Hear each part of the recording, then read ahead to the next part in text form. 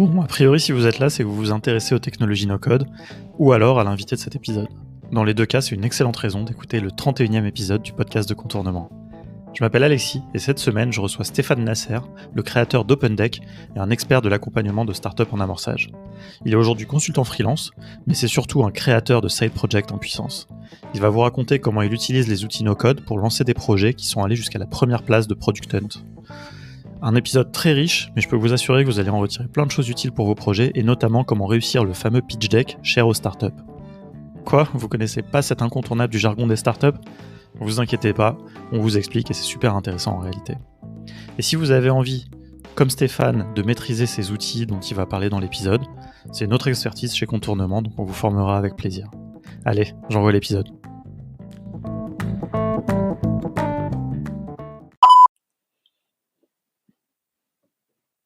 Bonjour Stéphane, merci d'avoir accepté l'invitation du podcast de Contournement. Alors tu es le créateur de plusieurs projets, dont OpenDeck, que tu as récemment lancé sur Product Hunt avec un grand succès.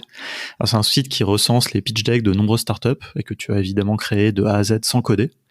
Alors pour ceux qui savent pas ce que c'est qu'un pitch deck, pas de panique, Stéphane va nous expliquer tout ça tout à l'heure, et peut-être même donner quelques bons conseils pour les gens qui auraient à faire des présentations de ce type pour des investisseurs ou autres. Alors par ailleurs, toi tu t'accompagnes depuis longtemps des startups en amorçage, depuis de nombreuses années, et ça va être intéressant aussi que tu nous racontes un petit peu ta vision de la place du no-code là-dedans, dans cet écosystème. Mais voilà, avant de rentrer dans tout ça, ce que je te propose, c'est de te présenter tout simplement. Bonjour Alexis, merci beaucoup de m'avoir invité. Alors pour me présenter en quelques mots, mais tu l'as déjà fait, je suis depuis peu un no-codeur patenté. Donc OpenDeck, c'est le premier projet que je lance vraiment. J'en ai un autre dans les tuyaux qui arrive bientôt. Et avant ça, en fait, j'ai travaillé avec un pied dans le monde des startups et un pied dans le monde des grands groupes, et toujours très près du software et de l'innovation. Donc précédemment, j'ai monté une startup en nanotech avec un copain physicien qu'on a magistralement craché. Et avant ça encore, j'étais à San Francisco où je faisais du conseil en inno, donc conseil en innovation pour des grands groupes qui voulaient se connecter à l'innovation de la Silicon Valley. Et ce qui m'a permis du coup d'être dans des pièces très intéressantes avec des gens très intéressants autour de discussions que j'aurais pas forcément eu l'occasion d'avoir dans d'autres circonstances. Donc ça, c'était vraiment pendant 2 ans on va dire une expérience assez unique. Et j'ai commencé, donc moi j'ai eu un parcours, on va dire école de commerce assez classique, et puis j'ai commencé chez Microsoft en France, en fait, où je travaillais pour leur accélérateur de start-up.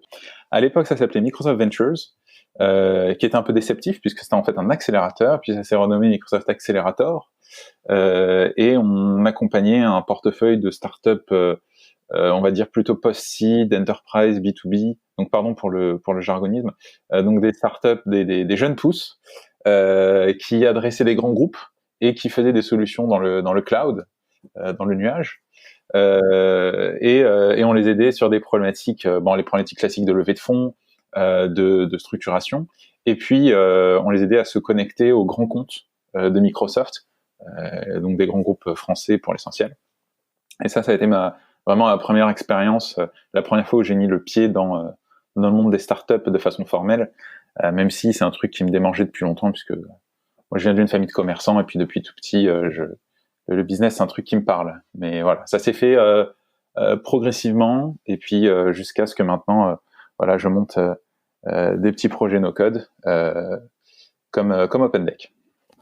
Et alors justement, en termes de background, est-ce que tu as un profil tech ? Est-ce que tu as fait, qu'est-ce que tu as fait juste pour situer un petit peu tes études ?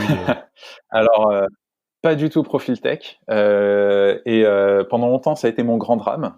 Et en fait, tout à l'heure, je regardais un article sur Twitter qui disait que savoir coder est une faiblesse, est un handicap en fait. Alors, je n'irai pas forcément jusque là, mais l'idée, c'était de dire que en fait, maintenant, il y a tellement de choses possibles en no-code que t'as plus forcément besoin de savoir coder pour pouvoir faire décoller quelque chose, et après faire rentrer un vrai bon technicien qui pourra passer au niveau supérieur.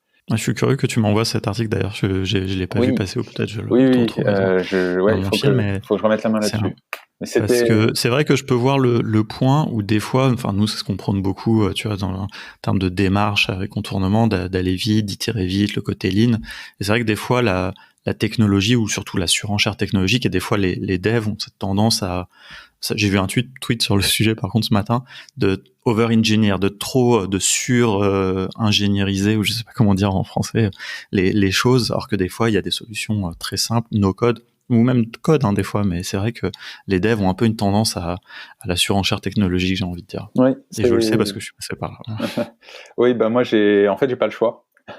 J'ai pas le choix. Je peux pas faire de la surqualité, je peux pas surdévelopper, je peux même pas développer. Ma limite technique, c'est de copier-coller tu sais, le petit snippet de code de Crisp ou de HubSpot au bon endroit pour pouvoir avoir un chat. Voilà. Ça c'est le niveau maximum de ce que je sais faire en code. Et je ne rigole pas. Non, mais Et du coup, mais je pense que c'est pas plus mal parce que en fait, pendant longtemps, je dirais que les choses étaient un peu déséquilibrées. C'est-à-dire que les tech guys pouvaient apprendre le business, parce qu'on va pas se mentir, c'est plus une question de mentalité et il y a des choses à faire, mais il n'y a pas de barrière, comment dire, de hard skills, de de compétences profondes à construire, voilà. Alors que l'inverse n'était pas vrai. Et donc au lancement, tu pouvais avoir une équipe qui était composée que de tech. Si tu regardes les boîtes de la vallée 2000-2010, c'est quand même beaucoup ça. C'est logique parce que c'était l'expertise qu'il fallait avoir. Hein. Le software était au cœur du processus, la création de software, le développement de software. Et aujourd'hui, c'est moins vrai. 2020-2030, on peut imaginer des équipes de founders qui sachent pas coder, en tout cas au départ, mais par contre qui soient très très bons sur le reste. Évidemment, la contrepartie, c'est qu'il faut être exceptionnellement bon sur le reste pour le début. Et puis une fois que tu as la traction, et tu peux... En fait, je pense que le no-code, de mon point de vue, ça change surtout le début du game, quoi. C'est la première année, voilà, l'amorçage. L'amorçage, ça abaisse encore plus les barrières et ça permet du coup à de nouveaux profils de fondateurs de rentrer dans la partie ou de rentrer différemment. Ouais, et je trouve que c'est très excitant. Nous, quand on a vu que il y avait plusieurs startups chez Y Combinator, donc un des grands incubateurs de la Silicon Valley, qui avait pas de founder technique, ce qui était assez nouveau parce que Paul Graham est quand même assez connu pour aussi quand même déjà lui-même un dev à la base et vraiment défendre aussi le fait qu'il faut déjà pas de solo founders et en plus souvent un associé technique. Et ça, c'était un signal assez fort pour nous que les technos no-code, et notamment Bubble, par exemple, à l'époque, parce que c'était cette techno-là qui était utilisée par ces équipes qui s'étaient lancées, enfin, qui étaient chez Y Combinator. Et je trouve que c'était un signal assez fort, quoi. Donc, c'est vrai que il y a quelque chose là-dedans qui est intéressant, quoi. Après, ça reste, en fait, je pense que ça reste cantonné à certains types de projets. Tu pourras pas, je pense, no coder aujourd'hui une startup enterprise. Donc, tu sais, des gros softwares qui s'adressent aux grands groupes, des Snowflake, des Datadog, c'est pas des choses que tu peux no coder. Tu pourras pas no coder des startups dans tout ce qui est medtech, healthtech, tout ce qui est dans le médical, parce que tu as des questions de protection de données, de réglementation. De réglementation. Et alors j'avais parlé avec quelqu'un qui voulait justement faire une plateforme no-code contre une plateforme no-code qui soit qui permette d'un point de vue réglementaire de travailler avec des données personnelles. Mais bon, il faut encore que ça sorte et c'est compliqué. Donc voilà, je pense qu'il y a encore des champs qui sont hors de cette nouvelle approche. Donc ça va être, je pense que ça va être progressif à mesure que les outils no-code arrivent. Ouais. Hein, c'est sûr. Après, ça dépend aussi vachement des outils. Hein. Des outils no-code, il y en a plein. Il me semble que Bubble, par exemple, si on regarde enfin un peu ce qu'ils ont sur le point de vue réglementaire, il me semble qu'ils sont ce qu'il faut, par exemple, pour aux États-Unis, du moins, sur l'aspect santé, etc. Il me semble. Mais bon, ça va vérifier. Ouais, le DPA, enfin, je sais plus. Bon, après, c'est des trucs un peu techniques et juridiques, mais enfin, je pense que ça commence à un vrai enjeu. Hein. Mais bon, t'as raison aussi, même d'un point de vue technique, des choses qui sont pas possibles. avec du no-code, ou au mieux peut-être de prototyper, mais bon, il y a des choses, je veux dire, la tech, on va pas se mentir, il y a plein de startups, deep tech, etc., qui sont quand même besoin de technologie, de développeurs et tout, quoi. Oui, absolument. Mais voilà, enfin, je pense que là, et c'est un peu ce dont on va parler justement avec ce que toi t'as fait, on est pas mal sur des projets plus légers, mais où il y a un enjeu d'aller vite, de présenter du contenu, d'acquérir ses utilisateurs, ces choses-là, plus que finalement en fait, c'est la ça. tech. C'est ça. C'est que quand tu regardes un projet de startup, euh, tu as, selon le type de projet, tu vas pas avoir les mêmes critères de succès. Quand tu es sur du consumer, du prosumer, tu vas beaucoup regarder l'attraction très très tôt. Alors que quand tu es sur du, alors je suis désolé pour je sais pas niveau jargon, quand tu t'adresses à des utilisateurs individuels, à du grand public, quelque chose comme un réseau social, quelque chose comme même un Doctolib, quelque chose comme ça, tu vas vouloir très vite vérifier l'attraction. Et en fait, avant même de lever ton premier round de financement, dans le cas où tu veux lever du capital risque, tu vas regarder très très tôt ces éléments-là. Si par contre tu es sur du logiciel beaucoup plus lourd, ce que je disais du enterprise ou de la deep tech, comme tu mentionnais, là tu peux attendre même le deuxième round de financement avant d'avoir des signes de traction. Et je pense que le no-code aide à gagner des signes de traction pour les startups qui sont sur l'extrême, tu vois, un des côtés de l'abscisse, pas l'autre. Donc il y a encore et c'est comme tu disais, à mesure que les outils vont progresser et vont permettre d'adresser de plus en plus de cas d'usage, on va pouvoir ils vont se rapprocher, à mon avis. C'est ça. Ils vont couvrir tout le champ, mais on n'y est pas encore. Ok, écoute, alors ce que je te propose, c'est que il y a pas mal de choses justement autour des startups qui m'intéressent et sur lesquelles on pourra revenir. Mais ce que je te propose, c'est qu'on parle vraiment déjà d'OpenDeck, quand même, ton projet. Enfin, voilà, donc que tu nous en parles un petit peu, déjà que tu nous expliques ce que c'est en quelques mots, très simplement, et puis un peu comment t'en es arrivé là. Alors, OpenDeck, qu'est-ce que c'est ? C'est un petit site web gratuit où vous pouvez aller et visualiser des slides, donc des diapositives, des différentes présentations de startups que des startups réelles existantes ont utilisées pour lever des fonds. Donc vous pouvez voir le pitch deck de Uber, le pitch deck de WeWork, le pitch deck de Theranos et plein d'autres. L'originalité. Est-ce que t'as une traduction de pitch deck? Parce qu'en fait, en préparant le podcast, je me demandais comment est-ce qu'on dit en français un peu. Alors, je dirais une présentation investisseur. Honnêtement, je ne sais pas. Ne sais pas. Non, mais j'ai jamais vu autre chose. Le paquet de diapositives, si on voulait. Voilà. Non, mais c'était plus par curiosité. Mais donc, c'est vraiment le document sous forme de slide, en général. Ouais. Je sais pas, entre 10, 15, je sais pas s'il y a une règle d'ailleurs, que tu vas présenter quand tu fais ton roadshow, comme on dit, c'est-à-dire tu vas voir les différents investisseurs, enfin, de la place ou les différents financeurs pour leur présenter ton idée, etc. quoi. Exactement. Si tu veux lever des fonds, on va te demander en gros 2 ou 3 documents, et un des documents clés, c'est le pitch deck. Donc c'est une présentation. En général, elle fait 10 à 15 slides, tu peux ajouter des annexes. C'est un document qui est assez standardisé. Il y a des choses qu'on attend dedans de façon systématique, que l'investisseur attend, et qui va servir de base d'échange et de communication avec tes potentiels investisseurs. Donc ça va présenter. Est-ce que tu as quelques exemples de ce qui est attendu? J'avoue que même moi, je connais pas très bien, j'ai jamais vraiment eu à en faire un, donc je suis curieux. Oui, alors d'ailleurs, oui, puisque le monde du no-code est assez éloigné du monde du capital risque, même si maintenant il commence à se rejoindre. Mais effectivement, donc des exemples, ça va être la slide équipe, bien sûr, on veut savoir qui est dans l'équipe.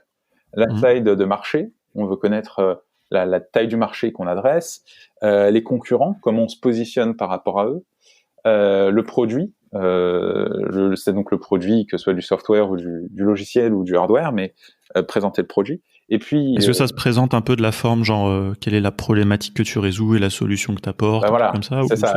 En général, tu attaques toujours par la slide problème-solution, ça c'est le classique. Tu dis voilà, nous, donc on est, je sais pas, on est Theranos. Le problème, c'est que les tests sanguins sont trop longs, trop chers, trop compliqués. La solution, c'est une nouvelle technologie de miniaturisation qui permet de faire des tests sanguins. Bon, alors pour le coup, Theranos, c'est un très mauvais exemple puisque c'était une fraude, mais Cela dit, c'est intéressant de voir justement comment ils ont réussi Ah aussi bah oui, les documents qui les ont aidés à lever autant ah d'argent, oui, oui, etc. absolument.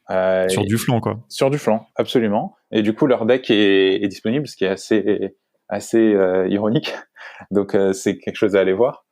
Mais bon, il y avait beaucoup d'autres choses à l'histoire de Theranos. Hein. Il y avait notamment beaucoup de réseaux et, euh, et une fondatrice charismatique et qui a su jouer de pas mal d'aspects. Bref, donc le pitch deck, c'est ces diapositives qui s'enchaînent dans un ordre assez structuré. Et l'enjeu pour un fondateur, et surtout pour quelqu'un qui est entrepreneur pour la première fois, qui a jamais fait l'exercice, c'est qu'en fait, il y a beaucoup à apprendre en regardant les decks passés. Parce que Ouais. ça montre un petit peu comment on présente, quels sont les signaux. Ça évite aussi tout simplement de perdre du temps à refaire du design. Et ça, moi, je t'ai dit que je ne suis pas un développeur, je ne suis pas non plus un designer. Et c'est un truc que je suis très très mauvais. Je suis très mauvais sur tout ce qui requiert, tu vois, musique, art, tout ce qui requiert en fait de la sensibilité. Voilà, tout ce qui requiert d'être un petit peu humain, je suis très mauvais là-dessus. Moi, je suis vraiment Rassure-nous, t'es pas un robot. non, je suis pire, je suis un commercial. Moi, je suis un business guy. C'est vraiment mon truc, et donc je suis très mauvais pour ça. Le problème, c'est qu'ayant passé une partie de ma vie avec des startups et l'autre partie dans le conseil, j'ai dû faire beaucoup de slides. J'ai fait énormément, beaucoup trop de PowerPoint et de Google Slides.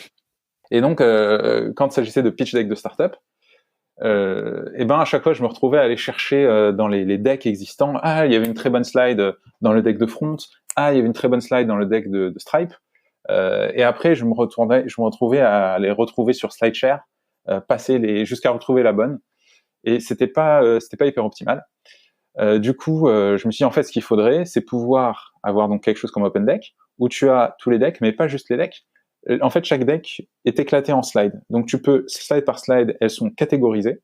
Et tu peux dire, je veux voir toutes les slides d'équipe côte à côte. Donc je veux voir côte à côte la slide équipe d'Uber, de Airbnb et de 70 autres startups. Et comme ça, tu peux les comparer et tout de suite dire, OK, je vais prendre ce design-là, je vais prendre cette formulation-là, je vais prendre ce code couleur-là, et je vais faire ma petite slide à moi. Et ça, je trouve que c'est un outil, c'est basique, hein, je n'ai pas inventé l'eau tiède, mais c'est vachement pratique en fait. C'est un micro pain point. Je pense pas que ce soit monétisable. D'ailleurs, c'est pour ça que c'est gratuit. Puis bon, ça me coûte pas très cher à faire. Mais je pense que c'est très très utile quand on est en situation. Et j'ai été souvent en situation, pour moi ou pour d'autres, de devoir faire des slides et de se dire, j'ai telle information que je veux communiquer, mais je ne sais pas comment la communiquer visuellement. Je ne sais pas comment structurer ça visuellement parce que, encore une fois, je ne suis pas designer et donc je vais juste regarder ce que les autres ont fait. C'est faire du lean finalement, voilà, récupérer, je sais pas, je crois qu'on parle de framework et de libraries et de choses comme ça en dev, récupérer des bouts de code existants sur GitHub ou autre. Ben voilà, moi je vais récupérer des idées de design dans les decks des autres et je fais mon propre truc avec. Ouais, c'est intéressant parce qu'il y a un vrai parallèle effectivement avec ce qu'on disait un peu plus tôt par rapport à la technologie, c'est-à-dire pour aller vite, souvent il faut pas réinventer la roue, il faut pas faire de surenchères techniques et des choses comme ça, et c'est aussi vrai dans la création de ce genre de documents. Enfin, tu vois ce que tu dis là, enfin vraiment je retrouve la même approche qu'on peut avoir sur quel est le bon outil à choisir pour faire son projet, quoi. Absolument. Donc c'est important de finalement avoir cette démarche et l'avoir aussi sur le design, sur le contenu, sur le design, des outils comme Canva, tout ça. Enfin tu vois, enfin encore hier j'ai fait des covers pour des couvertures, des images de couverture pour nos vidéos YouTube. Moi c'est pareil, je suis nul en design. Et bah voilà, j'ai pris un modèle et puis c'est pas grave, ce sera toujours mieux que ce qu'il y avait avant, quoi. Et puis après on améliorera, puis un jour on travaillera avec des designers, puis voilà, on itère comme ça et on progresse, quoi. C'est ça. Bah d'ailleurs, je vais te dire maintenant, je me suis mis, je perds énormément de temps sur le design en fait. Et donc OpenDeck c'est une solution. Je me suis aussi mis quand j'ai besoin de créer des logos en fait pour mes projets.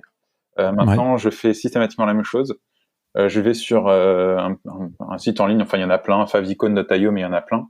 Et tu vois, je mets juste la première lettre du projet. Donc pour OpenDeck c'est un O. Je mets juste un O avec un fond jaune ou je prends une couleur, tu sais, je vais sur des sites de palettes, je prends la première couleur qui tombe qui me plaît.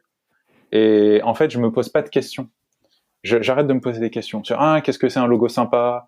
Je prends juste la première lettre en blanc avec un fond criard jaune ou rouge, quelque chose qui est bien flashy pour Product Hunt, tu vois. Et terminé. Et en 10 secondes, c'est terminé. Et en fait, ça sert à rien de passer du temps là-dessus. Ça sert à rien. C'est pas ça le vrai travail. Voilà. Ouais. Les codes Ça couleurs. peut servir plus tard, j'ai envie de Oui, dire. oui. Ah non, mais Il peut y avoir c'est bien sûr. Mais pas au début. voilà. En fait, à différents moments de la vie de ton projet, il y a différentes priorités qui changent très vite. Et quand tu lances, le but c'est de lancer. Quand tu es tout seul, que tu fais ça sur tes soirées et tes week-ends, je me dis j'aime bien ce que fait telle boîte en termes de design. Je vais aller repiquer son code couleur. Pour le logo, je prends voilà. Pour les slides, je fais machin. Terminé. De toute façon, il n'y a pas le temps. Enfin, je pense que c'est vrai pour beaucoup de nos codeurs. C'est des side projects. Moi, personnellement, j'ai un boulot à temps plein, un day job. Enfin, pas exactement à temps plein, mais en tant que consultant freelance. Voilà. Donc, je m'occupe de mes clients d'abord, bien sûr. Et ensuite, je m'occupe de mes side projects. Et donc, du coup, il faut être efficace. Et OpenDeck, c'est ça. Il n'y a pas de gras. On est vraiment... Si tu grattes plus, tu tapes dans l'os, quoi. Ouais. Non, mais je pense que c'est la bonne approche. Bon, je suis sûr qu'il y a plein de designers qui doivent pleurer en nous entendant dire ça, mais moi je pense que c'est un petit peu comme pour les développeurs, c'est-à-dire que si tout va bien, si un projet... Moi je pense que les designers ont intérêt à travailler avec des projets plus matures, de toute façon, parce que qui déjà ont plus de moyens financiers, au lieu de toujours avoir à négocier, voilà, parce que les gens, forcément, tu lances ton projet, tu vas pas payer pour un logo, tu voudras pas le payer cher. Autant le faire soi-même, et plus tard, si le projet marche bien, avoir... plus de moyens, mais aussi un projet qui est plus mature, qui est plus réfléchi, et là, travailler avec des designers, et c'est pareil avec des devs, vaut mieux travailler, les devs, à mon avis, doivent plutôt se concentrer sur des choses techniques plus compliquées, qui viennent plus tard dans un projet, comme on a dit déjà plusieurs fois, donc c'est vraiment la même démarche, quoi. Ça, c'est clair et net. C'est clair et net. Les startups, alors, encore une fois, je fais des généralités, ça veut pas dire qu'il n'y a pas des cas spécifiques, mais de façon générale, les startups sont de mauvais clients. De façon générale, les startups, les entrepreneurs qui se lancent, les gens qui n'ont pas d'argent, ils sont très lucides. À l'inverse, quand on travaille avec des grands groupes, il y a beaucoup plus d'argent. Et dans l'entre-deux, des startups en forte croissance qui ont levé des fonds, ils pourront se payer des services d'un bon designer qui fera un excellent travail. Moi, comme n'importe qui, j'apprécie un beau design. Et j'en vois la valeur, y compris la valeur business. Simplement, au début, quand je sors un produit gratuit, il faut faire des choix. Et puis c'est pas l'enjeu, quoi, finalement. Non, c'est pas du tout l'enjeu. Et puis, même indépendamment de toute considération morale, c'est la direction que prennent les choses. C'est l'ordre du monde. On va vers un monde où, le software simple, il y a plus besoin de développeurs pour ça. Le design simple, il y a plus besoin vraiment de designers pour ça. Comme je te disais, tu peux bricoler des choses très salement, mais good enough. Et donc, en fait, ça sert à rien c'est une bataille, c'est un combat d'arrière-garde. On va pas dire, on va faire payer un logo à une startup. Non, la startup, elle va aller en ligne, elle va faire son truc généré en 10 secondes et terminer bonsoir. Mais c'est pas forcément une mauvaise chose, parce que du coup, ça oblige à se repositionner sur des clients plus quali, sur des paniers moyens plus élevés, ou aussi il y aura plus d'intérêt, plus d'enjeux, voilà, que de courir derrière des micro-clients. On a l'impression qu'il y a une demande, mais la demande n'est pas solvable, donc il n'y a pas de marché. Alors, pour en revenir au pitch deck, justement, est-ce que déjà, peut-être, tu as quelques exemples, tu vois, si les gens vont sur OpenDeck, parce qu'il y en a un paquet, effectivement, de slides. En plus, j'imagine ça a dû être un super gros travail de découper par slide, catégoriser et tout. Oui, absolument. C'est un gros travail manuel, mais comme je te disais, c'est mon côté robot qui ressort. je suis très mauvais en design et en dev, autant ça je suis très très bon. J'ai dû aller récupérer donc le process, j'ai récupéré les pitch decks sur SlideShare puisqu'ils sont librement gratuits, disponibles à télécharger. Ensuite, j'ai utilisé un logiciel pour casser les PDF en un paquet JPEG, donc d'images individuelles. J'ai chargé ces images dans Airtable, donc je suis sûr 90% de tes auditeurs connaissent. J'espère, sinon c'est que j'ai pas bien fait mon travail. Sinon, arrêtez tout et allez tester Airtable, c'est la base. Et surtout, je les ai tagués à la main.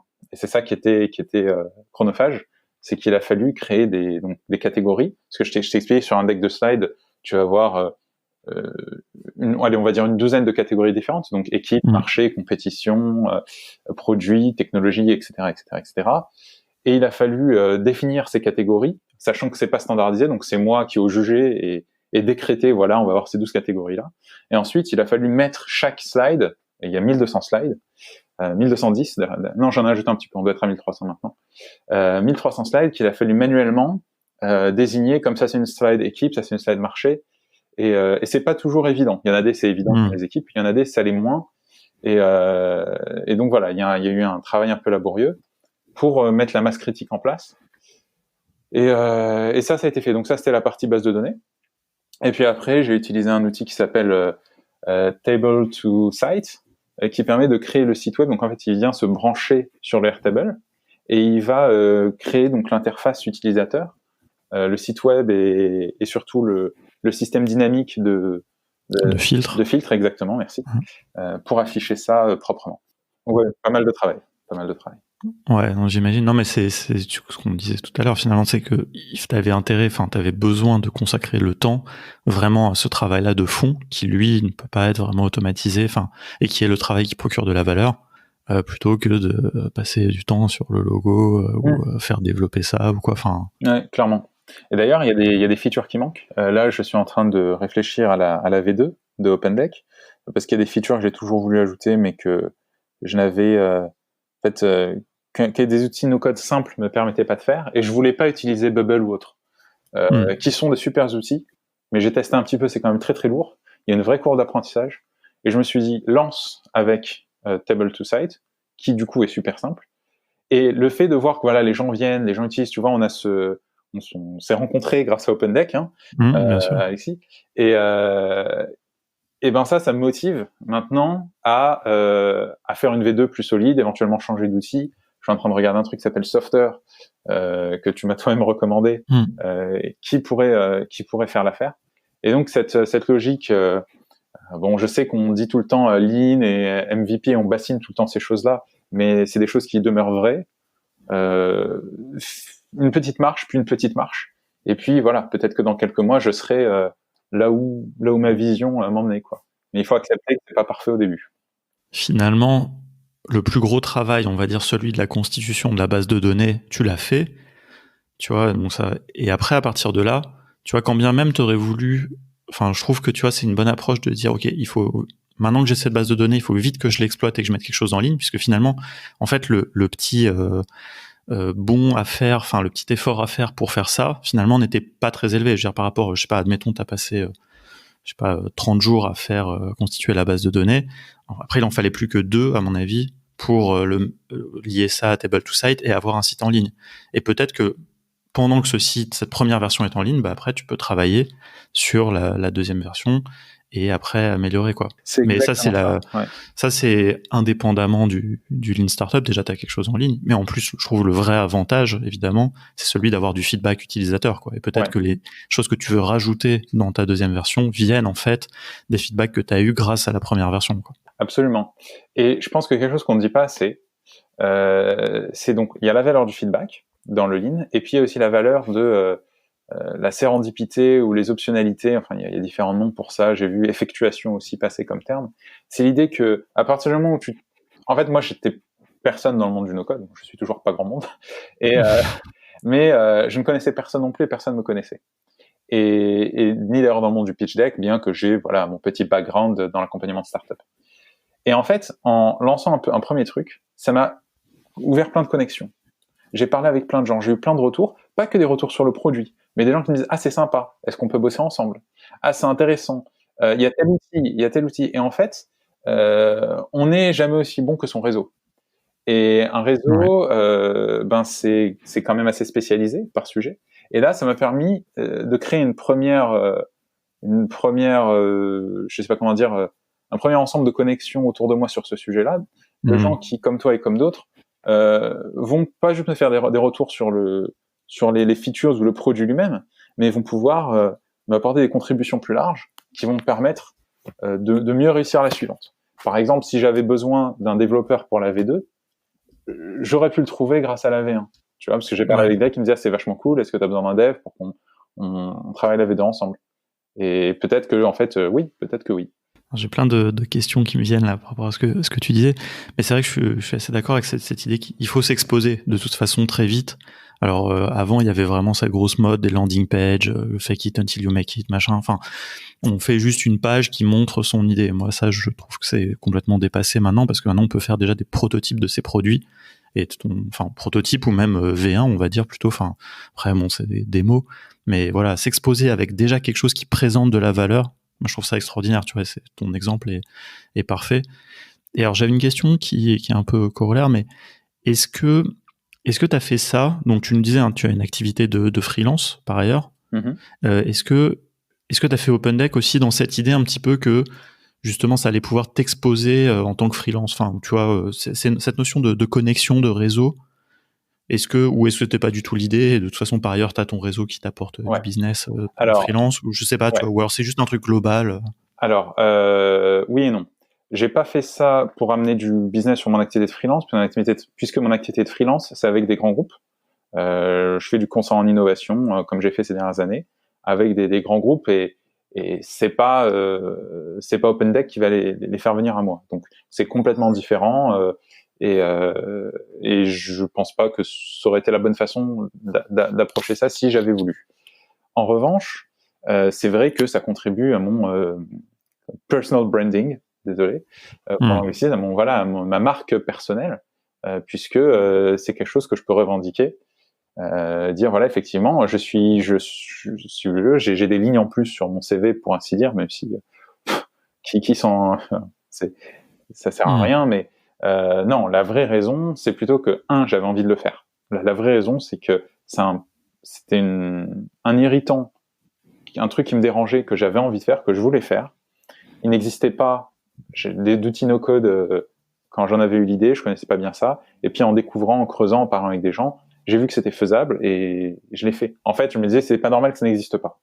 Il y avait plein de répertoires de pitch deck, mais tu es obligé de les feuilleter, de feuilleter les decks page par page, et tu peux pas les filtrer, et je trouvais ça aberrant.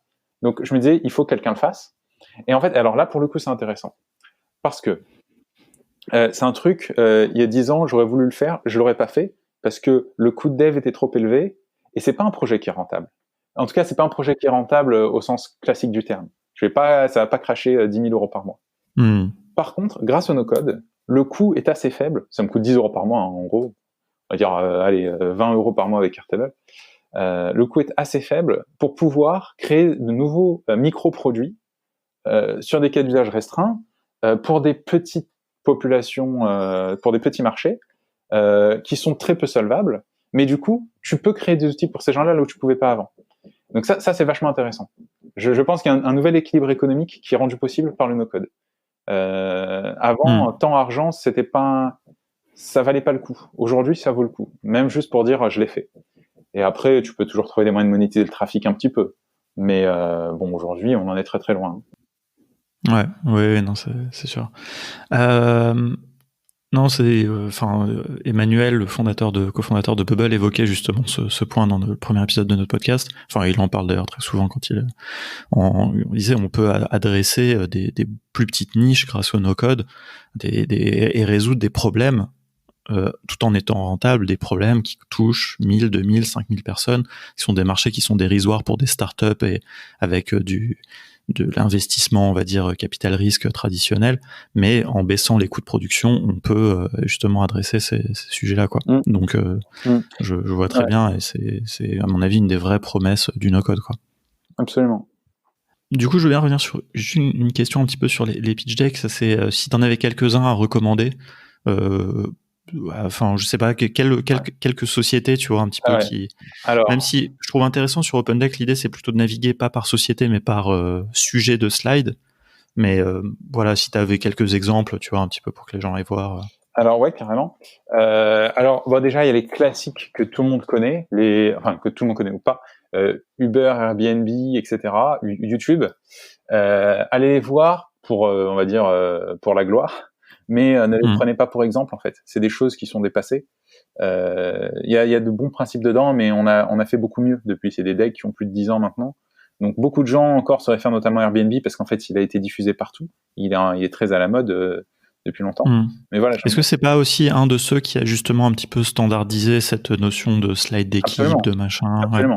Absolument. Le coût c'est des designers en fait. C'est ça qui est intéressant. Les fondateurs d'Airbnb sont des designers de formation. Donc ils ont réussi à faire quelque chose de sympa à l'époque où, si tu regardes Airbnb, c'était 2009 leur deck. Si tu compares avec je sais pas moi, même Buffer qui est 2011, donc 2 ans plus tard, leur deck est beaucoup moins sympa, je trouve, visuellement. Donc il y a quelque chose dans le deck de Airbnb qui plaît. Ils ont beaucoup utilisé, tu sais, des structures ternaires. Donc en 3 tiers, si tu veux, la règle des tiers, ce qu'on appelle ils découpent tout en 3 et du coup ça reste en tête. C'est quelque chose qui marche bien avec l'esprit humain. Mais moi, si je vais recommander des decks, ça serait Front. En plus, Cocorico, c'est de chez nous, français. Donc Front qui fait des super decks et en plus ils ont partagé leur série A, série B, série C. Donc on peut voir l'évolution. Je trouve ça vraiment top. Ouais. Il y a récemment Aircall qui a partagé leur deck aussi, qui est vachement bien fait. Et que je réfléchisse, est-ce que j'en aurai un troisième? Je te parle en même temps, je suis sur OpenDeck à regarder mes decks préférés.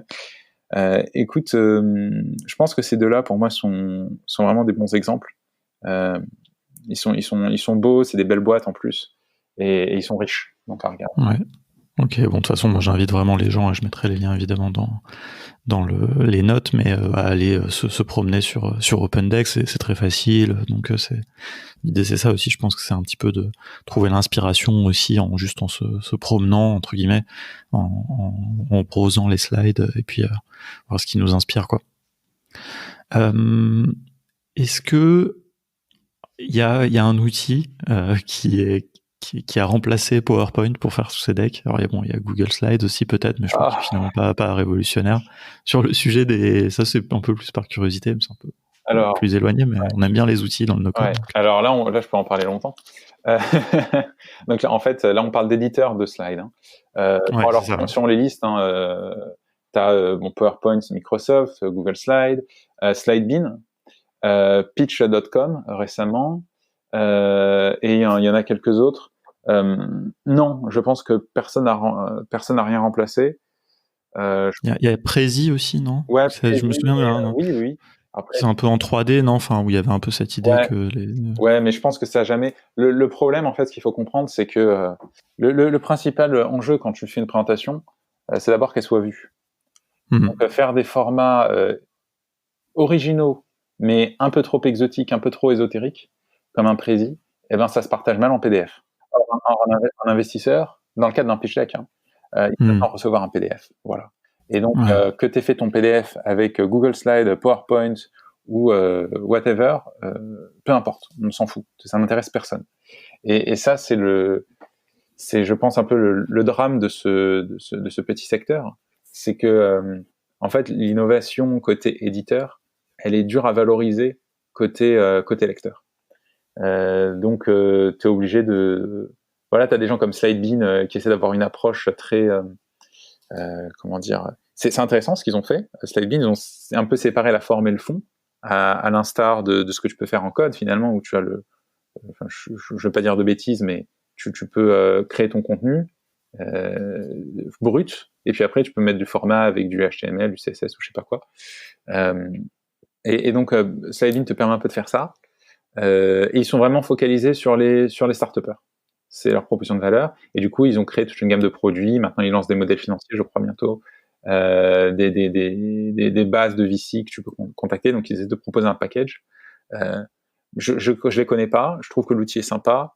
Mais vu la direction qu'ils prennent à proposer plus d'outils, de produits autour d'une même cible, je me dis qu'en fait, leur produit initial, qui était l'éditeur de slides, ils ont du mal à vraiment le vendre. Et du coup, ils essaient de changer un petit peu d'approche. Ensuite, il y a Pitch qui s'est lancé récemment, Pitch.com. Ou pod.com, je crois, c'est bien ça, qui est un genre de slide, ouais, c'est ça, qui est un genre de Slidebean un peu plus moderne, qui reprend les mêmes principes, mais qui veut se vendre on va dire aux gros utilisateurs de slides. Donc les agences, je pense que ça doit être leur cible, les startups, mais plutôt les startups en croissance, pas les early, tu vois, les startups post-série A, on va dire, et les agences de marketing, les agences de com, où en gros tu fais toujours des présentations à tes clients, ça doit être nickel, etc. Donc j'ai l'impression que eux ils mettent le paquet sur la collaboration. C'est un peu comme si tu fusionnais Slack et Google Slide, tu vois. Tu prends le côté éditeur avec le côté collaboratif, l'intégration de plein d'outils. Ouais, leur site est super beau d'ailleurs. Hein. Ah ouais, on avait fait un webinar avec Ben, qui est d'ailleurs l'invité du podcast juste avant le tien, qui avait reproduit la page de Pitch, de Pitch.com dans Webflow en 30 minutes. Quoi. Enfin, c'était assez impressionnant. Et leur site est super beau en plus. Enfin, donc ça se voit qu'il y a un enjeu autour du design, etc. Et aussi, souvent, quand tu t'adresses à des agences, des designers et tout, t'as intérêt à faire ça. Ouais, mais honnêtement, aujourd'hui, pour un entrepreneur qui démarre, Google Slide, quoi, c'est tellement plus simple. C'est pas cher, ça vient avec la suite de façon générale, t'as déjà tout qui vient avec. Et voilà, dans la même logique, tu commences avec quelques outils simples, et puis à mesure que le projet grossit, tu t'armes sur, tu vois, tu unbundle, et puis tu commences à avoir des outils spécialisés, mais au début, ça sert à rien, quoi. Ouais. Est-ce que tu as quelques conseils, je sais pas d'autres, tu as déjà dit pas mal de choses justement par rapport au deck, mais pour finir un peu sur ce sujet, pour des gens qui justement auraient à en faire, des startups qui vont aller chercher des fonds, des choses comme ça. Ouais, j'ai un seul conseil en fait, c'est que un bon deck, un bon deck ne cachera pas une mauvaise startup. Donc le deck en fait, bon là ça fait 40 minutes qu'on en parle. Mais c'est un sous-sujet en fait. Le vrai sujet, c'est est-ce qu'il y a un vrai besoin, est-ce qu'il y a un vrai marché en face, est-ce qu'il y a une croissance qui est mesurable, et on peut avoir un deck dégueulasse si on a les bons éléments, un bon investisseur le verra. Donc on peut un petit peu enfumer, on peut un petit peu enjoliver les choses.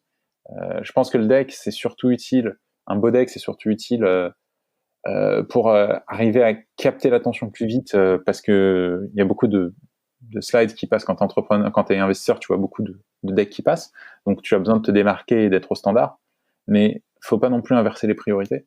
Et Bien sûr. voilà, c'est le fond d'abord et puis la forme après. Mais est-ce que c'est pas un bon exercice quand même d'apprendre à bien synthétiser ses idées, tu vois, enfin là je réfléchis en même temps que je te pose la question, mais je dis évidemment hein, le sujet c'est bien le problème que tu résous, comment tu le résous, enfin vraiment ta startup en tant que telle. Mais est-ce que de faire le deck, même pour des gens qui sont assez tôt, tu vois, ça peut te permettre déjà à toi-même en le faisant de voir peut-être qu'il n'y a pas d'avenir, ou je sais pas, que tu vois, t'arrives pas à synthétiser parce qu'en fait elles sont trop compliquées. Je sais pas, tu vois. Absolument. Alors ça c'est un truc que pour le coup moi je fais, c'est marrant que tu le dises. Quand j'ai une nouvelle idée en tête, je commence par poser un deck sans le design, hein, juste tu vois les grands mouvements.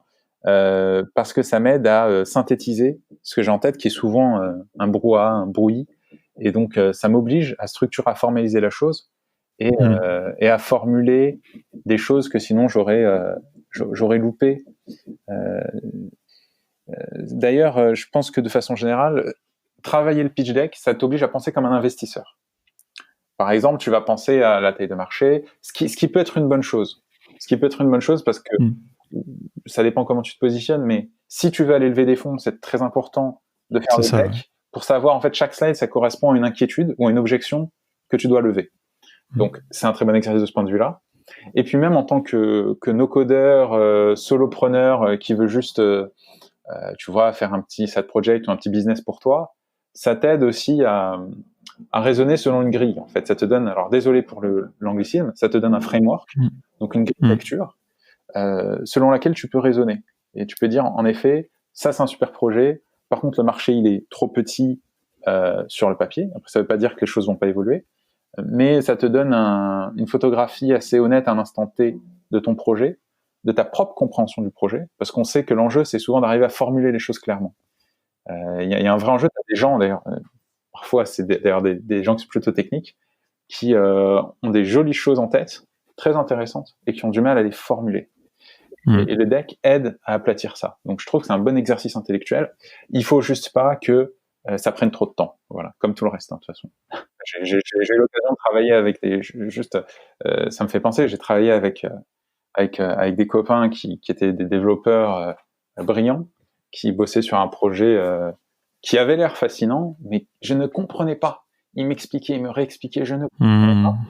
Et j'ai vraiment dû les faire asseoir. Et vraiment, et ça paraît aberrant parce que tu parles à des gens qui sont très experts dans leur industrie, techniquement inattaquables, et en fait, ils n'arrivent pas à quelque chose qui pour moi me paraît une évidence, hein, formuler les choses clairement. Ouais, bien sûr. Non, mais Et il faut vraiment leur tirer les verres du nez, structurer, et voilà, et c'est, j'ai envie de dire un peu, c'est la malédiction des techos peut-être. Et voilà. Et donc si le deck peut aider avec ça, c'est un bon outil. ouais, parce que moi je pense que je sais plus qui a dit ça. Il y a une citation, je crois, qui dit ceux qui se conçoit clairement s'énonce clairement, un truc clairement comme ça. Ou à mon avis, des fois, quand on n'arrive pas à expliquer quelque chose, c'est juste parce que déjà à la base c'est trop compliqué, quoi. Enfin, c'est l'idée est trop complexe, et trop va trop loin. Enfin, tu vois, un peu ce côté sur architecturation tu vois, un peu le côté usine à gaz, quoi. Je veux dire, voilà. Et à mon avis, voilà, moi je partirais de l'idée que des fois, quand on n'arrive pas à expliquer quelque chose, qu'on n'arrive pas à faire percevoir la valeur de ce qu'on veut faire à quelqu'un en face de nous, bah c'est peut-être parce qu'on s'y prend.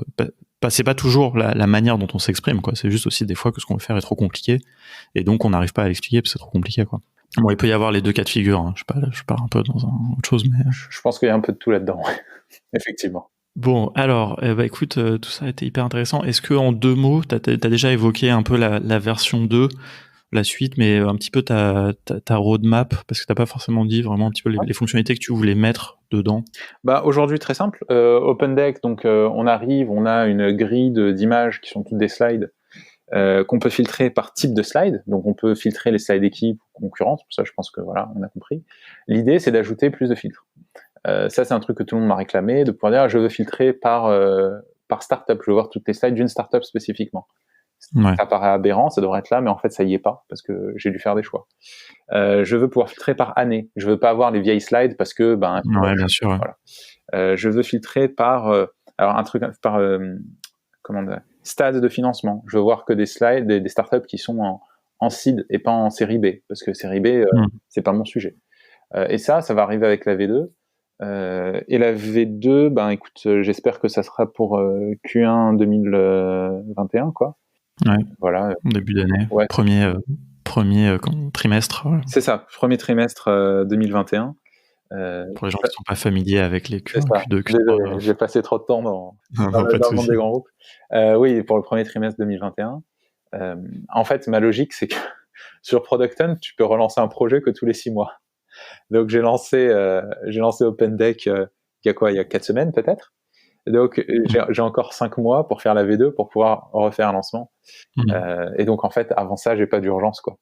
Peut-être 2 mots d'ailleurs sur le lancement. Est-ce que comment ça s'est passé? Est-ce que c'est toi qui l'as ajouté, quelqu'un t'a ajouté? Enfin, Alors, on en a parlé un peu sur ce podcast déjà, mais juste toi, s'il y a des spécificités. Alors j'ai passé beaucoup de temps à préparer mon lancement parce que j'en avais jamais fait. Et pour moi, c'était aussi un exercice d'apprentissage. Je voulais apprendre à bien faire. Donc j'ai vraiment passé beaucoup de temps. Qu'est-ce que j'ai fait? D'abord, je me suis inscrit sur Product Hunt Ship, qui est une version payante de Product Hunt, qui permet de préparer en avance ta fiche, de commencer à créer ton audience, même si j'avais 4 personnes qui me suivaient au moment où j'ai lancé, mais ça m'a après été l'outil, et surtout d'empêcher que quelqu'un puisse te chasser, puisse te hunter avant que tu le veuilles. Donc tu peux bloquer. Voilà. Et alors à tort peut-être, mais j'avais peur que d'être lancé au mauvais moment, d'être hunté au mauvais moment. Ça permet aussi de lancer à une heure précise. Et tu sais que sur Product Hunt, il faut lancer à minuit 00 heure de San Francisco. Donc ça m'a permis de lancer vraiment à la seconde près au bon moment. Ensuite, j'ai constitué une grosse liste Excel de tous les endroits où je pouvais reposter, partager, sur des groupes Facebook notamment, des Slack, etc. Sans spammer, mais bon, vu que c'est un produit gratuit et qu'il y a de la valeur pour des entrepreneurs, finalement c'est assez facile de trouver des groupes où le post sera bien reçu. Et d'ailleurs, c'est aujourd'hui, je dois avoir, 200 lignes dans cet Excel. Et j'ai été poster tout ça. Qu'est-ce que j'ai fait d'autre? Ça c'est intéressant aussi, comme cet Excel, il peut avoir de la valeur, mais c'est pas tant d'autres side project. Ouais. Alors celui-là, par contre, je le vendrai pas parce que je l'utilise pour d'autres trucs. Mais effectivement, je pense que en fait, il y a un vrai travail à faire. Il faut faire ses devoirs en fait. Il faut faire ses devoirs. Et moi, je les ai vraiment faits. T'as compris. Je suis pas fort sur un grand nombre de choses. Par contre, je bosse. Donc j'ai bossé. Qu'est-ce que j'ai fait d'autre? Et après, j'ai harcelé. Alors il faut pas le faire, il faut pas dire aux gens de voter, mais j'ai harcelé les gens pour les encourager à témoigner leur amour pour le projet sur Product Hunt, voilà. Et voilà.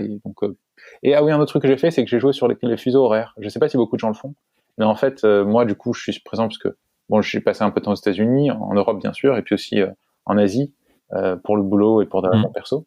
Et donc, j'étais présent en fait sur, on va dire, sur 3 grands fuseaux horaires.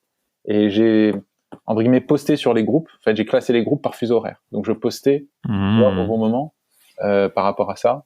C'est une bonne stratégie, à mon avis. C'est intéressant. Hein. Ouais. Je sais pas si beaucoup de gens le font. J'ai posté moi-même. J'ai pas utilisé un hunter. C'est moi-même avec avec 4 followers qui est posté sur Product Hunt. Mais ça a bien marché. Donc on est arrivé assez vite numéro 3, puis numéro 2 sur Product Hunt. Enfin, je dis c'est moi tout seul, quoi. Ah non, par contre, j'ai réquisitionné ma femme et ma petite sœur pour poster, pour partager. C'était vraiment artisanal, hein. Mais c'était très très. Franchement, je me suis bien. J'ai bloqué toute la journée pour ça. J'ai fait un autre. Ah ouais. Alors le truc, c'est que j'ai rien lâché. Ça veut dire que donc on a commencé à 9h du matin, heure de Paris, heure de Levallois, pour être exact. Et on est passé assez rapidement numéro 2 du jour. Et il y avait devant nous un autre produit qui était très bien par ailleurs, hein, formulaire mini-calque, qui était numéro 1 et qui bougeait pas. Et nous, on avait même plus de votes qu'eux, mais je pense que c'est des votes qui valaient moins parce que c'était des nouvelles personnes qui venaient de s'inscrire.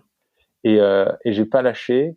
Eux, je pense, ont dû aller se coucher vers 18h30 heure de Paris parce que leur nombre de likes a tout d'un coup fait un plateau, enfin, leur nombre de votes. Et moi, je continuais de poutrer vraiment comme un sagouin. Et à 21h, on est passé premier. Et en fait, 21h, il faut se rendre compte que de 9h à 21h, ça fait, je suis pas moins maths non plus, mais j'ai passé beaucoup de temps, y compris un peu désespéré en me disant ça sert plus à rien. Et pour être très clair, hein, je fais pas d'argent avec ce projet, j'ai pas d'ambition particulière derrière, mais j'avais vraiment envie pour le fun d'aller jusqu'au bout. Ouais. Non, mais en plus, je trouve que, tu vois, numéro 1 sur Product Hunt, c'est un petit badge quand même. Ah ouais, c'est sympa, hein. Tu vois, ouais, tu vois, moi, c'est un objectif que j'ai aussi, à un moment ou à un autre, tu vois, de faire ça, quoi. Et ben voilà, et du coup, 21h, on est passé premier. Et alors, ce que je conseille d'ailleurs aux gens, mais ils connaissent peut-être s'ils font un lancement Product Hunt, c'est d'utiliser un outil qui s'appelle Product Wars, qui est un sort de tableau de bord en temps réel de tous les produits lancés aujourd'hui sur Product Hunt. C'est gratuit. Et c'est vachement rigolo parce que ça fait des graphes en temps réel et ça te montre l'accélération. En fait, ça montre l'accélération et la décélération des différents produits sur une courbe. Donc, tu peux dire, je suis en train d'accélérer, tu vois, il faut pousser, et l'autre, il est en train de ralentir. Je l'utiliserai la prochaine fois qu'il y a des gens de la communauté no-code ou quoi qui se lancent, comme ça on pourra un petit peu suivre. Ah, il faut, hein. C'est vraiment rigolo. C'est vraiment rigolo, donc ça, je conseille. Et voilà, c'est ce que j'ai fait. En gros, j'ai posté, j'ai partagé avec mon réseau. J'avais pas de newsletter, enfin, j'avais pas de base d'email ou de choses comme ça. Et après, je pense que ça a pris parce que ça parle à la communauté. Voilà, c'est gratuit, c'est start-upy, c'est simple, il n'y a pas de login, tu comprends assez rapidement à quoi ça sert. Voilà. Ouais, ça coche aussi les bonnes cases de Product Hunt, on va dire. C'est ça.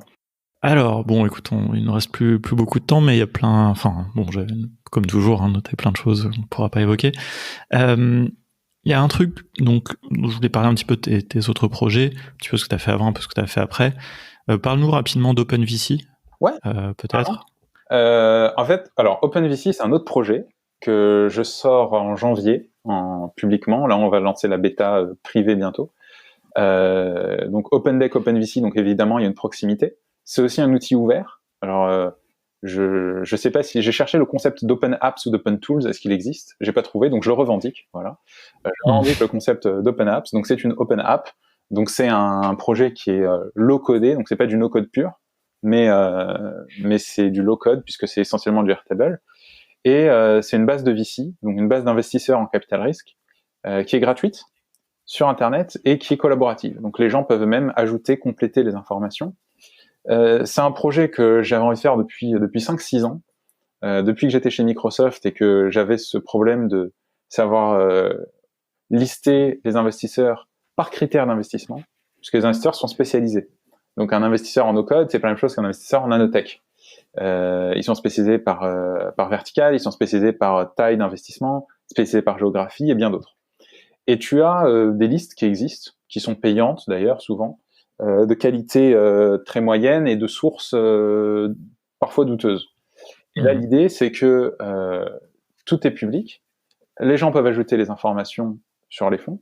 Et les investisseurs eux-mêmes, l'investisseur, l'analyste ou le partenaire d'un fonds, peut mettre ces informations à lui. Et si c'est lui qui les ajoute, alors il aura un petit badge verified et l'information sera frisée, elle pourra plus être modifiée, ce qui permet de valoriser les fonds qui remplissent effectivement la base de données. Et l'idée derrière, c'est de fournir un outil, encore une fois, simple et gratuit aux entrepreneurs qui passent beaucoup trop de temps à constituer. En gros, dès que tu veux lever des fonds, premier truc que tu fais, c'est que tu ouvres un Excel et tu commences à faire une liste de VC avec un peu bande de tête, si t'en connais 3-4 les grands noms. Après, tu fais un peu de recherche Google, mais c'est assez sale finalement, et tu ne sais jamais vraiment dans quoi ils investissent ou pas. Alors que l'information, elle est pas secrète, hein. C'est juste qu'elle est, elle est atomisée, elle est mal organisée, elle est mal présentée, elle est pas standardisée. Et donc, on essaie de faire ce travail de normalisation de l'information. Et après, comme je disais, c'est complètement gratuit, donc tu peux même télécharger toute la base de données en Excel si tu veux. Il n'y a pas de souci. On cherche pas tu vois, à monétiser la data derrière. C'est vraiment un bien public, on va dire, pour. Ok. Voilà. Bon, bah, on suivra ça avec attention. Ouais. Alors. Et vous allez le lancer sur Product Hunt? Ouais, évidemment. Ouais. Donc, OpenVC. Avec tout ce que tu as appris. Allez, exactement. Allez vous inscrire. Vous pouvez déjà avoir accès à la bêta. Donc, n'hésitez pas. Il y avait un autre point quand on s'était appelé là, avant d'enregistrer le podcast qui m'avait paru hyper intéressant. C'était, alors je ne vais pas dire de bêtises, il me semble que c'était dans la première startup que tu as essayé de lancer, où tu avais rencontré ton cofondateur grâce à un groupe Facebook. Oui, c'est OpenVC. Ah, c'est pour OpenVC. Alors attends, et justement, alors, je veux bien que tu nous racontes un petit peu ça parce que c'est une question qu'on me pose régulièrement, comment rencontrer un cofondateur. Enfin, et puis aussi, il y a un petit peu la question que moi je me posais un peu de est-ce que ces groupes Facebook, Startup, French Startup, etc., qu'est-ce qui s'y passe? Est-ce que c'est intéressant? Est-ce qu'il faut y participer? Ben oui. Enfin, pour moi, French Startup, c'est un groupe Facebook pour que les gens sachent. Il y en a plein des groupes Facebook comme ça. Celui-là, il est particulièrement bien. Moi, personnellement, j'y trouve énormément de valeur. Ça fait des années que j'y suis. Je réponds aux questions. J'apprends beaucoup des réponses des autres. J'ai trouvé ça très utile. Je trouve pas que c'est une perte de temps. Pas du tout. Au contraire, je trouve que c'est extrêmement utile. Quand j'ai lancé sur Product Hunt, j'ai posté sur French Startup et je pense que beaucoup de gens ont témoigné de leur intérêt pour le projet, ont encouragé et ont voté. Après, c'est comme toutes les communautés, hein. On y trouve ce qu'on y donne. Donc, j'ai beaucoup contribué. Donc, je pense que ça permet d'être identifié et du coup, après, à soutenir tes propres posts. Est-ce qu'il y a beaucoup de modération? Est-ce que moi, ce que j'ai toujours eu l'impression, c'est qu'il y avait beaucoup d'auto-promo là-dessus, mais peut-être pas. Et tu vois, par exemple, quand tu me dis que toi, tu as posté justement ton truc sur le lancement, mais que t'as eu des très bons retours, parce que avant, je pense que t'étais déjà bien identifié, parce qu'avant, tu participais bien. Ouais. Tu vois, donc c'est donnant, donc c'est chouette, mais il y a beaucoup de groupes qui sont des groupes morts-vivants avec quelques milliers de personnes où tous les 3 jours, il y a un post d'auto-promo automatique qui arrive, ça c'est vrai. Mais il y a des groupes qui sont bien modérés, c'est le cas de French Startup et d'autres. Et dans mon cas, c'est de l'auto-promo, oui et non. Enfin, c'est un truc gratuit. C'est à 100%, 110% dans la cible. Donc, je pense que c'est pour ça que ça n'a pas été modéré. Je pense que ça apporte de la valeur. Voilà, tant que tu apportes de la valeur à la communauté, il n'y a pas de raison de se faire taper dessus. Évidemment, faut être gentleman, tu vois. Si tu arrives et que tu salis le groupe avec du spam, évidemment que tu vas te faire sortir. Et d'ailleurs, ce qui est remarquable, puisque c'est un groupe de plusieurs, je crois maintenant dizaines de milliers de personnes. Donc, French Startup, c'est très gros. Ouais. Moi, je trouve que c'est quali. Après, oui, peut-être qu'il y a un peu d'auto-promo, mais ça m'a pas dérangé. D'autres groupes, oui, ça me dérange. Non, mais c'est peut-être un préjugé que j'ai. C'est pour ça que je suis très intéressé par ton retour. Non, ça dépend vraiment des groupes. Et d'ailleurs, sur ce groupe, donc il y a plusieurs mois, j'avais commencé OpenVC. Donc j'avais fait une base de données de VC encore avec Airtable. J'avais commencé à structurer tout ça. Et il fallait que je fasse une interface utilisateur. Et je savais pas quoi utiliser. Je trouvais pas d'outil qui fasse ce que je voulais. J'avais besoin de quelques fonctionnalités un peu spécifiques que je ne trouvais pas. Donc je vais sur French Startup, je poste en disant voilà ce que je suis en train de faire, une base de données de VC, c'est 100% ouvert, 100% gratuit, c'est pour la communauté. Quel outil vous me recommandez? Donc j'ai eu des recos qui étaient sympathiques mais pas bonnes. Et puis j'ai un gars qui s'appelait Lucas qui m'a dit écoute, ton truc est sympa, parlons-nous et voyons ce qu'on peut faire. Et il s'avère qu'en fait Lucas est un développeur exceptionnel, en plus c'est un gars super sympa, et on a commencé à bosser ensemble. Donc lui fait, on va dire, le front, et moi je fais la base de données. Donc c'est pour ça que je te dis c'est low code, parce qu'il y a un gros outil no code qui est au cœur du dispositif qui est Airtable, et puis le front est quand même codé mais de façon très légère. Et ça fait comme ça plusieurs mois qu'on bosse là-dessus ensemble, sans s'être jamais vu. Alors on s'est vu pour la première fois il y a 3 semaines, parce que je suis passé le voir à Lille, mais plus pour le fun, pour faire un week-end en fait avec ma femme. C'était même pas pour le boulot. Et on a pris un café, ou plutôt une bière. Mais voilà, aussi simple que ça. Donc on peut trouver, après c'est de la chance. Et sinon par ailleurs, les autres personnes tech avec qui je bosse bien sur des side projects, c'est des gens que j'ai rencontrés en Startup Weekend. Voilà. Donc moi mes sources ça a été Startup Weekend et groupe Facebook. Mais à chaque fois je suis arrivé avec quelque chose. Ça veut dire que dans French Startup je suis arrivé avec quand même déjà un gros travail qui avait été fait de mon côté. Et le Startup Weekend en fait c'était sur un projet que j'avais moi pitché et que j'avais un peu travaillé. Du coup j'imagine que ça avait dû leur donner une bonne impression. Je pense qu'aujourd'hui un business guy, donc un mec qui code pas, qui cherche un développeur, il peut pas arriver les mains vides. Il faut qu'il arrive encore une fois en ayant fait ses devoirs, en ayant éventuellement construit un truc sale en no-code, en montrant un peu de traction, en ayant un peu d'expertise métier, parce que effectivement les très bons devs sont tous sursollicités, ils n'ont que l'embarras du choix, et donc et surtout ils se sont fait le cuir. Alors, ils ont appris à ne plus se faire avoir par des beaux mots et par des promesses. Donc il faut que tu montres ta valeur, voilà, ce qui est normal. Ok, alors j'ai deux dernières petites questions, mais juste avant ça, juste par curiosité, tu dis là sur OpenVC, le front il l'a développé, il utilise l'API de Airtable pour accéder aux données, c'est ça? Ouais, je pense, ouais. Ok, bon, ça c'était peut-être en plus une question un peu technique, mais enfin moi ça m'intéresse peut-être aussi en tant que dev, mais parce que je suis hyper intéressé par la collaboration en fait entre le code et le no-code, tu vois, parce que toi tu parles de low-code et c'est un terme accepté dans la communauté. Moi en fait dans cette approche-là où il y a le code d'un côté et le no-code de l'autre, je trouve que c'est pas du low-code, c'est de la collaboration entre les deux, tu vois. Et moi c'est ma structure on va dire préférée, parce que chacun est maître en fait dans son royaume, tu vois. C'est-à-dire que c'est pas, pour moi le low-code c'est quand tu fais du code dans le contexte d'un outil. D'accord. Tu vois, par exemple, si tu vois, par exemple, dans Airtable, tu peux, tu vois, utiliser des blocs Oui, avec du code. ouais, c'est vrai. Et voilà, bon, ça c'est mon truc. Je veux dire, il y a aucune norme, aucun standard, et c'est que des mots.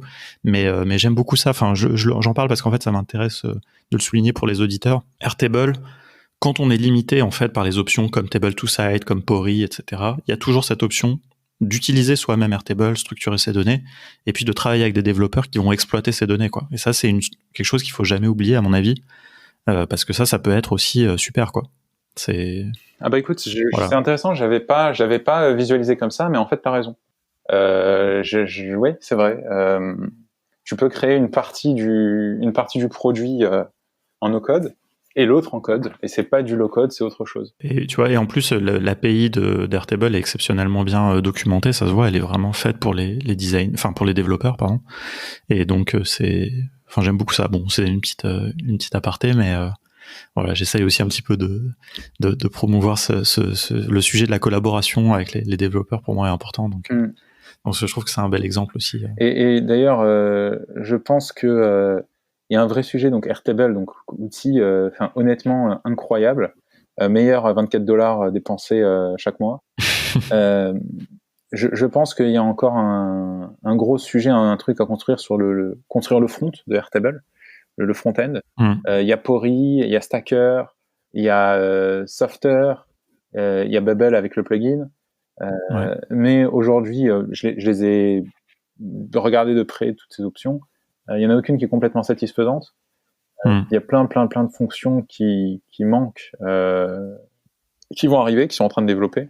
Table to Site aussi qui est très limité. Ils sont tous sympas, hein, mais là il y a Software qui va sortir de nouvelles features dont j'attends beaucoup, et donc j'attends en fait qu'ils sortent ces nouvelles fonctionnalités pour faire la V2 de OpenDeck. Mais aujourd'hui, je ne peux pas faire la V2 d'OpenDeck parce que j'ai pas le bon outil, et j'attends que le bon outil sorte pour la faire. Je sais exactement ce qu'il me faut comme fonctionnalité, et j'attends que l'outil sorte ou qu'un outil existant soit mis à jour, donc en l'occurrence Software, pour me lancer dessus. Aussi simple. Ouais, bon, ça sera intéressant de voir justement l'évolution, pour documenter ça entre la V1 et la V2, et tu vois, et le fait que tu évolues tout en restant no code, donc ça c'est passionnant. C'est le but, hein. De toute façon, je peux pas faire autrement. Bah écoute, on va passer à la dernière question, hein. On a déjà pas mal de temps. Est-ce que, alors c'est la question qu'on me pose à tous les invités, alors je vais la formuler un peu différemment cette fois, parce que tu fais plusieurs side projects. Est-ce qu'il y a un side project que t'as pas le temps de faire, mais que tu voudrais faire en no code, tu vois, si t'avais eu 26 heures dans la journée?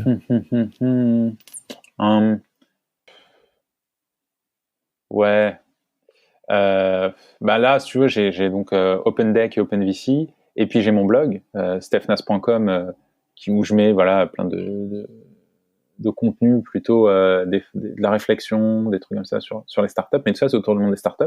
Puis comme je t'ai dit, j'ai une autre casquette qui est sur l'innovation dans les grands groupes, et je pense que ce que j'aimerais faire, c'est créer une sorte de site, de blog, de bouquin, tout un petit écosystème pour servir ces gens-là, en fait.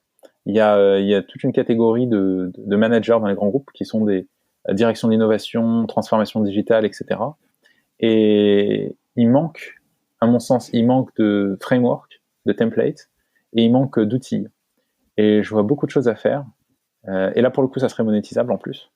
Mais bon, aujourd'hui, je suis sur ce que je fais avec les startups. Donc ça, j'ai commencé cet été, et je me donne jusqu'à l'été prochain pour boucler le cycle, avec la V2 d'OpenDeck, le lancement d'OpenVC, tout ça. Et là, après, j'aurai quelque chose de propre que je pourrais mettre dans un coin. Éventuellement, le prochain cycle, ça sera ça, ouais, tu vois. Ok, bah écoute, on suivra ça avec attention. Justement, pour les auditeurs qui voudraient te suivre, qui voudraient te joindre, où est-ce que ça se passe? Alors, je parlais de ton blog, sinon oui, où est-ce que... je suis l'homme le plus facile à trouver sur Internet. LinkedIn, Twitter, WeChat, donc c'est toujours la même chose, c'est @stephnas. Donc je m'appelle Stéphane Nasser, donc Stephnas. Donc j'ai un blog qui s'appelle stephnas.com, si vous voulez aller voir. C'est très modeste, mais je l'aime beaucoup. Voilà, et puis je mettrai tous les liens. Voilà, n'hésitez pas à me contacter pour échanger, prendre un café. C'est toujours un plaisir de s'enrichir en connectant une nouvelle perspective. Voilà. Super. Et puis tu es sur le Slack de No Code France. Bien sûr. Donc, qui ne l'est pas. On pourra continuer. J'espère qu'il n'y a plus de no-codeurs qui ne sont pas. Enfin, quoique, on vient de passer la barre des 2000 au moment où on enregistre, des 2000 membres. Mais j'espère qu'il y a encore plein de gens, parce que ça voudra dire que le no-code continue à se répandre. Mais donc, en tout cas, c'est cool, parce que si on pourra continuer aussi la discussion, s'il y a des gens qui ont d'autres questions, ils pourront les poser sur le Slack quand je posterai l'épisode. Yes, avec grand plaisir. Et écoute, merci beaucoup pour ton temps, pour tout ça, pour tous ces bons conseils, pour tous ces bons retours. C'était très, très inspirant. Et puis, écoute, à bientôt et bonne continuation. Merci Alexis, à bientôt.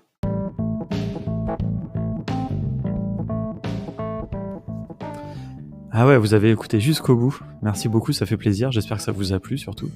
Alors si ça vous a intéressé, ce que je peux vous proposer, c'est de rejoindre le Slack de No Code France et le channel podcast Contournement pour qu'on continue cette discussion. Vous me disiez ce que vous avez pensé de l'épisode, et puis si vous avez des questions, pourquoi pas. Voilà, on peut continuer à discuter de tout ça. Et si ça vous a donné envie peut-être de maîtriser un petit peu plus ces outils No Code, si c'est pas déjà le cas, hein, peut-être que vous êtes déjà un expert, eh bien, n'hésitez pas à aller voir notre site contournement.io. Vous verrez qu'on propose différentes formations pour que vous deveniez vous aussi un expert, ou au moins que vous puissiez maîtriser ces outils pour lancer vos propres projets. Voilà, je vous dis à très bientôt.